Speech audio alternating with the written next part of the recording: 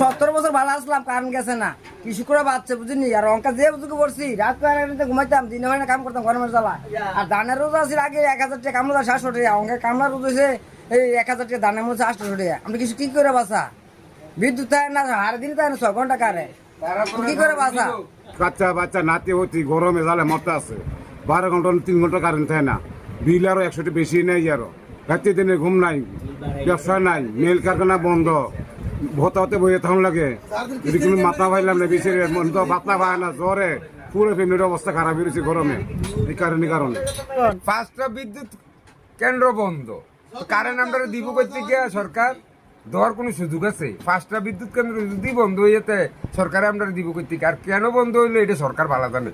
এই ক্ষেত্রে যেমন সুইচের পুরাত বইয়ে তেমন লাগে 2 মিনিট পর পর সুইচ দাও, ক্ষেত্রে লাইলো পানি যাওয়ার আগে আবার কারেন্ট শেষ, তো পানি দেওয়ার ক্ষেত্রে পৌঁছে না।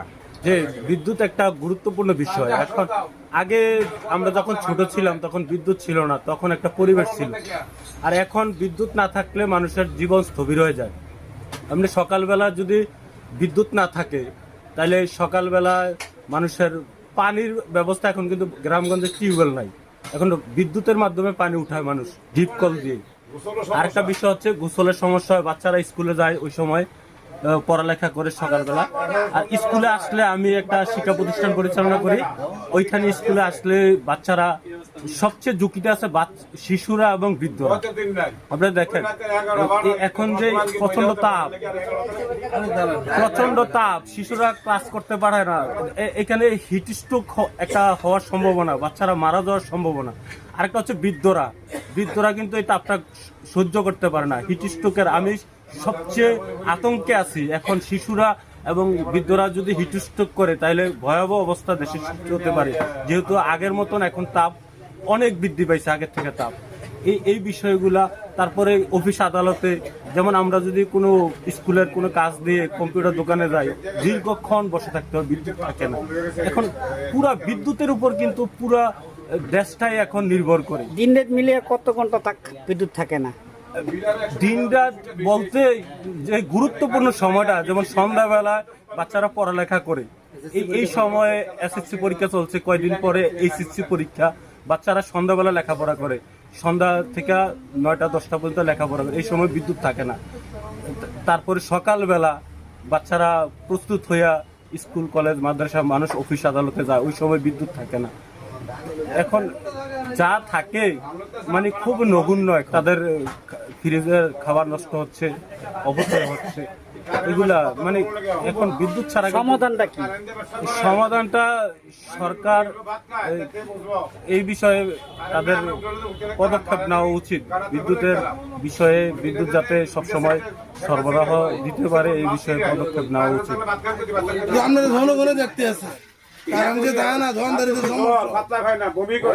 আপনার মাগরির মুক্ত যায়, হ্যাঁ, আর যে 10টার সময় কুতুর কারেন্টটা দেয়, এই টাইমে মানুষ কারণ যদি দিনও না থাকে ধান লইতো, এবারে কারণ থাকে না, দিনে তো দিন যদি না থাকে ধান বুঝতে দিয়া সব কিছু করে দিতে আছে। ইন্টারন্যাশনাল ক্রাইসিস, মাইনে সামনে এগিয়ে যেতে হবে, রক্ষা করতে হবে। নিজের ক্ষেত্রে নিজের ক্ষেত্রে আল না। আপনার বয়স কত? আমার বয়স ধর না 80 গণাছে।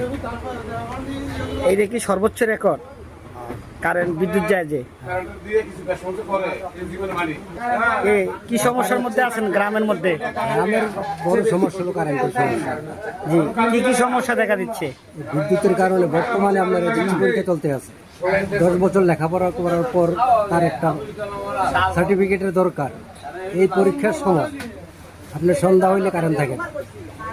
সবচেয়ে বিবেকে আছে ছাত্রছাত্রীরা বেশি বিবেকে আছে আপনার এই কারেন্টের কারণে।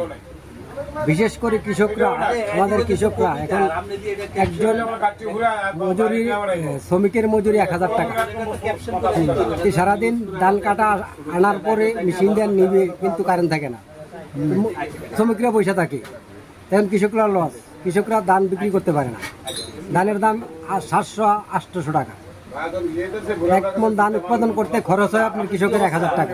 বর্তমানে 1000 টাকা খরচ হয় 1 মণ ধান উৎপাদন করতে। এখন 800 টাকা যদি বিক্রি করে তো কিভাবে কৃষক বাঁচবে? ঠিক আছে, অনুরোধ কৃষকদের দিকে নজর দেন। কৃষক বাঁচলে দেশ বাঁচবে।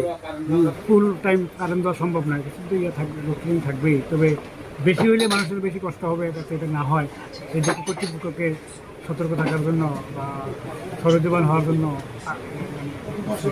আহ্বান জানাচ্ছি। বিদ্যুৎ না থাকলে তো অনেক সমস্যা, লেখাপড়ার সমস্যা, কাজকর্মের সমস্যা, মানে ধান উৎপাদন, শিল্প উৎপাদন, সকলেদের সমস্যা। যতটুকু সম্ভব এটা মিনিমাইজ করা উচিত এই সমস্যা। কিছু করেন না, কেমন কারেন্ট নাই, পথ নাই, করাবে করতে গিয়া আগে করতেন না মানে এটা সুগার হলে সব কিছু ভাতনের সম্বন্ধে নিশ্চিত ভাতনের সম্বন্ধে আগে মানুষ মারি যাচ্ছিল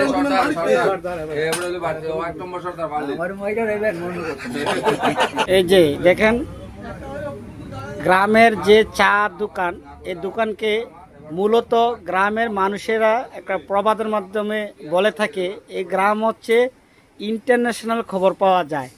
এই গ্রামের যত ধরনের এই দোকানপাটে এটা হচ্ছে দ্বিতীয় সংসদ হিসেবে অনেকে বলে থাকেন যে এই গ্রামের চা দোকানগুলো একটি সংসদ, কারণ এখানে সকল খুঁটিনাটি সকল সংবাদ এই চা দোকানে পাওয়া যায়। আমরা আপনাদেরকে দেখানোর চেষ্টা করেছি যে এটা হচ্ছে কুমিল্লা জেলার বুড়িচং উপজেলার যে 6 গ্রাম গরুবাজার সংলগ্ন একটি চা দোকানে, যেখানে গাভীর দুধের চা পাওয়া যায়। আর এই চা দোকানে সবসময় সকাল থেকে সন্ধ্যা পর্যন্ত অসংখ্য মুরব্বীরা দেখা যায়।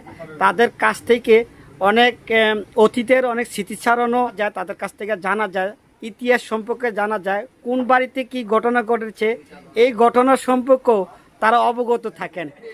সংবাদ সংগ্রহ করার অন্যতম সোর্স এবং কি মাধ্যম হচ্ছে আমি মনে করি এই চা দোকানে।